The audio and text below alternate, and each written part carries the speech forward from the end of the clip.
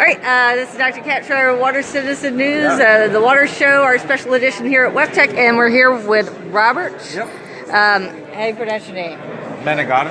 Menegado.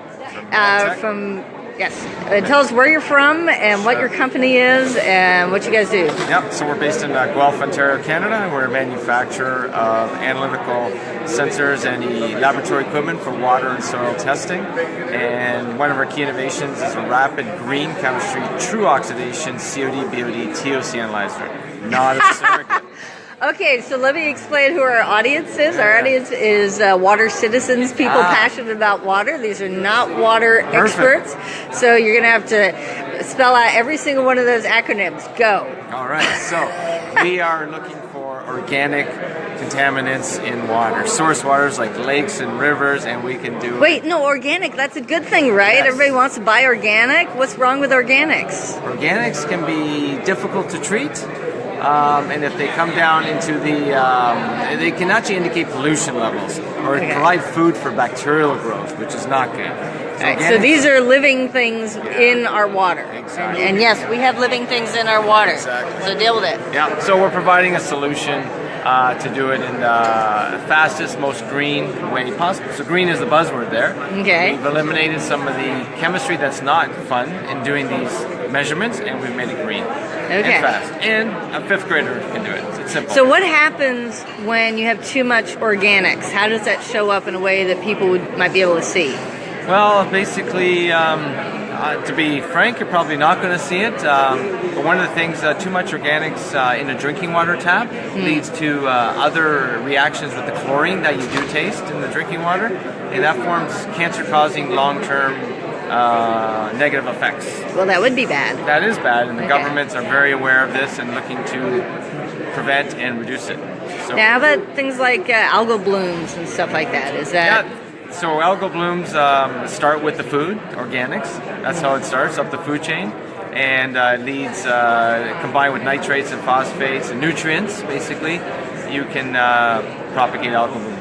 Okay, so when your lake suddenly gets this really gross stuff on it, the algal blooms, that's where that's coming from, right? Yeah. Okay. So we're providing analytical tools to provide better ways of doing this, either in the field, laboratory, or even online, real time. Yeah. Now you're out of Canada, and we're here actually at an event. We just broke up. This whole room was packed with startups. It's an organization called Blue Tech was the host, right? So are you guys working with Blue Tech at all, or have you been covered by them? We've been introduced, and I think we're being covered by them, but we're not. We're not working with them. And they're a media outlet like we are. Yep, absolutely. And their audience is kind of more investors. Right. Now, but we also, the sponsor of this lunch, I think we're going to, or breakfast, I think we're going to be able to talk to him later. What's his name again? So NRC IRAP? You're talking about Natural Research Council IRAP, so the Industrial Research Assistance Program.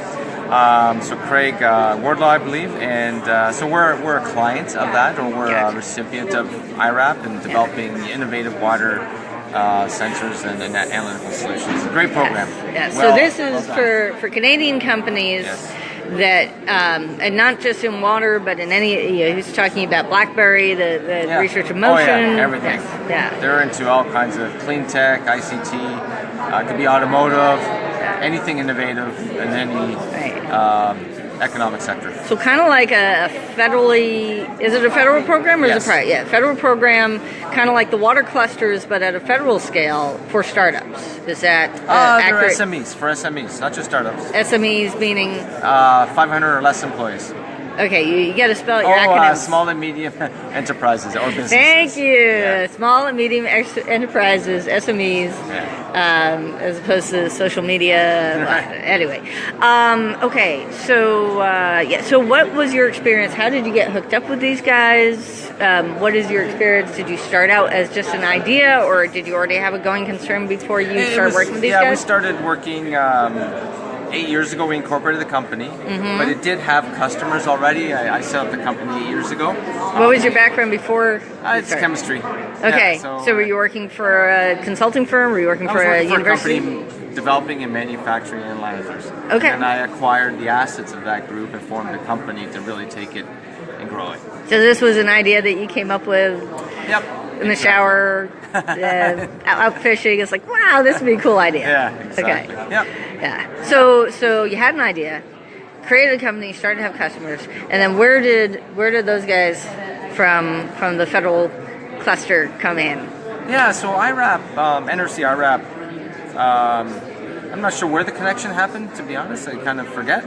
But somehow we were tapped into different federal governments as we were looking to export. Right. And then through those contacts with trade commissioners, the loop came back with the innovators. So NRC IRAP, which helps fund innovation companies with technology development, they contacted us, assigned an advisor like they said. We got an advisor and meet with us on a regular basis and have been helping us with ideas, advising us, and subsidizing technology development as well. So where do you get the subsidies from? It comes from the federal government.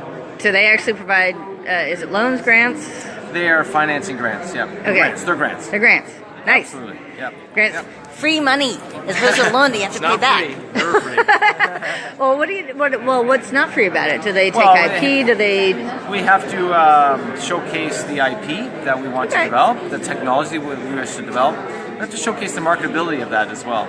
And there is no guarantee of success, but we're all making our best chance at success between ourselves, the government, looking at the market, and then we all work together to fund it.